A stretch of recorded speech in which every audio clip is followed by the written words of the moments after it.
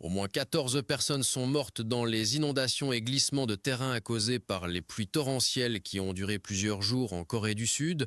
On craint que le nombre de morts puisse augmenter alors que les efforts de sauvetage se poursuivent, avec 12 personnes portées disparues.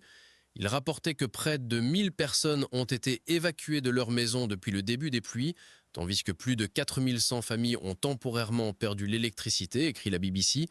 La pluie s'est principalement calmée dans les zones sud et centrales les plus touchées, mais davantage de précipitations sont attendues à Séoul et dans les régions nord du pays.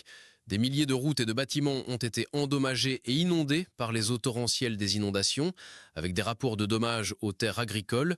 Beaucoup des destructions ont eu lieu dans le sud du pays, avec 6 personnes tuées et 7 disparues dans le district de Sanchang. Il y a également eu des victimes dans une région montagneuse au nord, près de Séoul, ainsi que dans d'autres zones occidentales et nordiques.